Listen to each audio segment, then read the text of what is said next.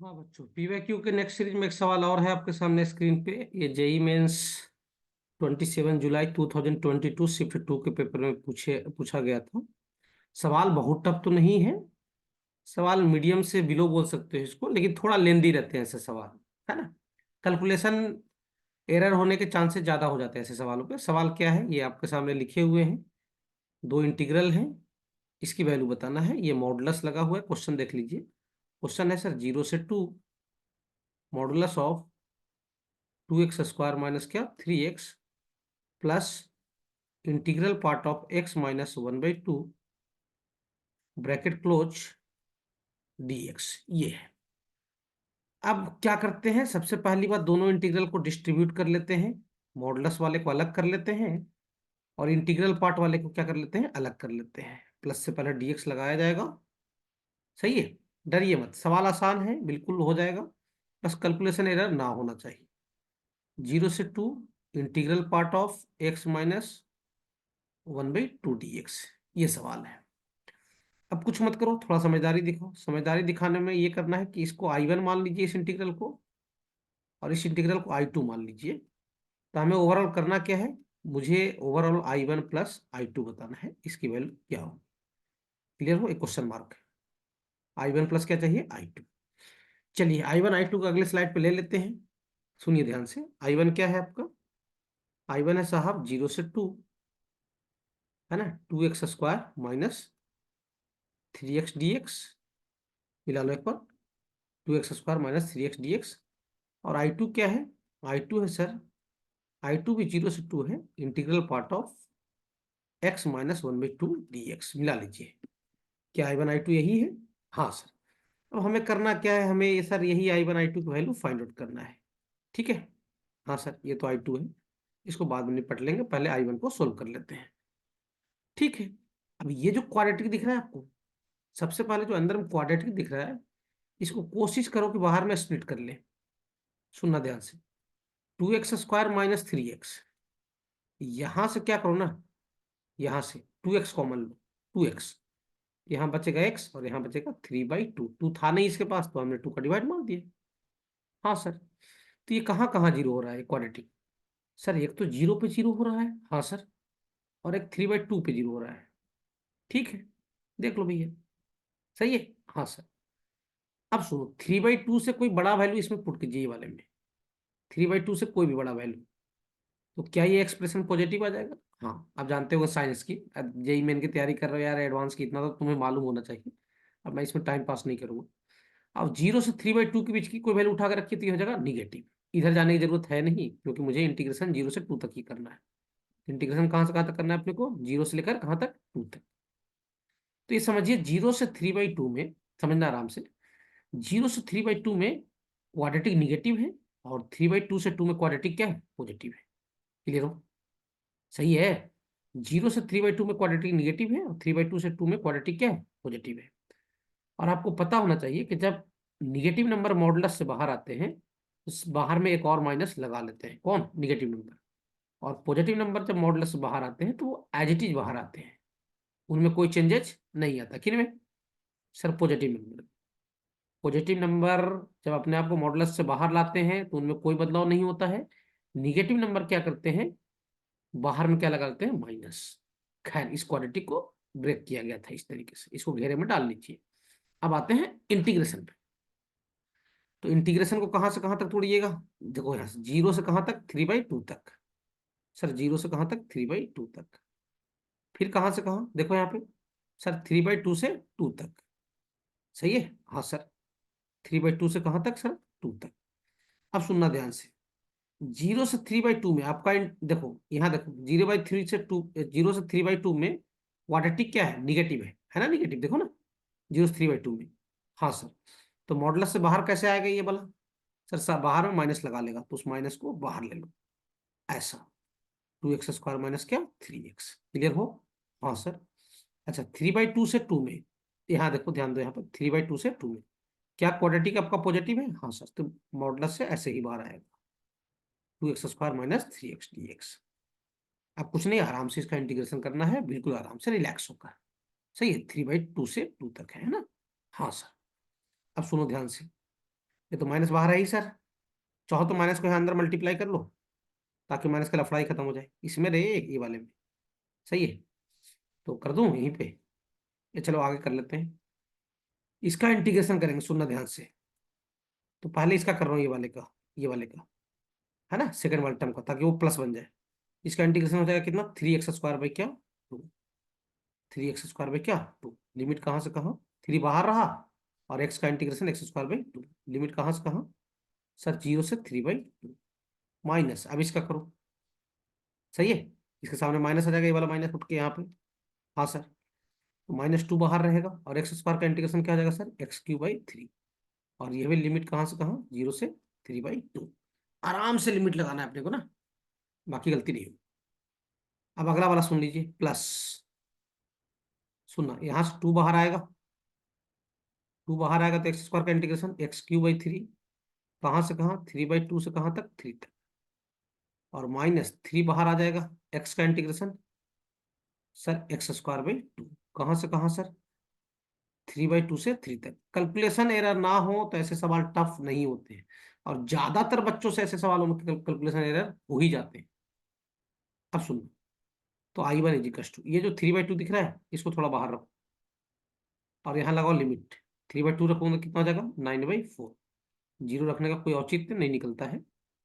Minus, इसमें second वाले में 2/3 बाहर आ जाएगा यहाँ पे, और यहाँ 3/2 रखिए, तो 3/2 का क्यूब कितना हो जाएगा सर, 27/8।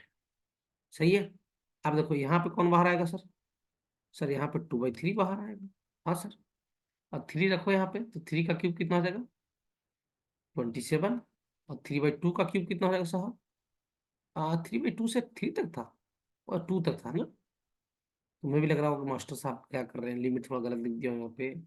ये देखो ऐसा ही होता है, ऐसे सवालों में कुछ कुछ गलती लिख लोगे और कैलकुलेशन है ना, एरर हो ही जाता है।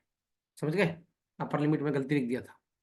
अब सुनना ध्यान से, वो तो 27 दिखा मुझे बार बार, तो मुझे लगा कुछ गलत लिख रहे हैं पे। सही है, हाँ सर।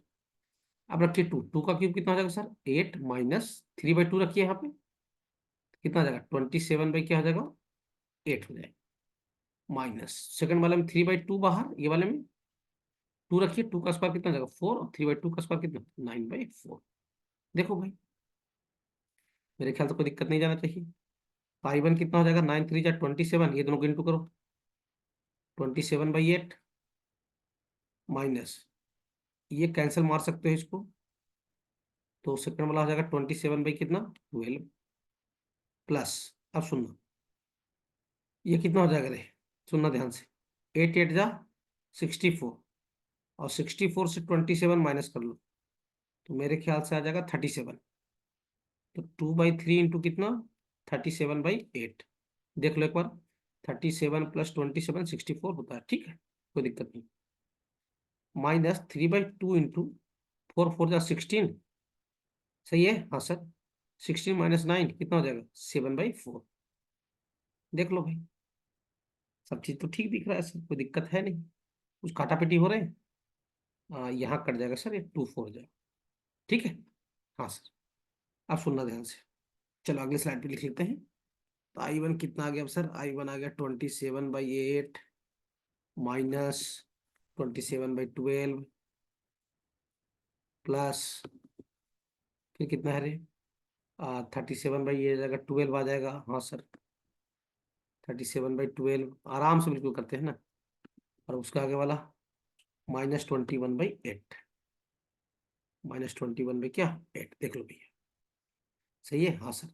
एलसीएम ले लीजिए, इनका एलसीएम आ जाएगा 24। 8 3 जा 24, तो यहाँ 81 आ जाएगा। 12 2 जा 24, तो यहाँ 54 आ जाएगा। अगेन 12 2 जा 24, यहाँ 74 आ जाएगा। अगेन 8 3 जा 24, यहाँ 63 आ जाएगा। सही है, देख लो भैया, देख लो। 81 से 54 को माइनस कर लो, तो ये बन जाएगा 27। और 74 से 63 को माइनस कर लीजिए, तो ये बन जाएगा 11। देख लो भाई, ये आ जाएगा कितना, 38 बाई कितना, 24। यानी ये बोल सकते हो आप 19 बाई कितना, 12। ये आ गया आपका क्या, I1। क्या आ गया ये, I1। कोई दिक्कत नहीं है। I1 अपने को पता हो गया कितना आ गया साहब, 19 बाई क्या, 12।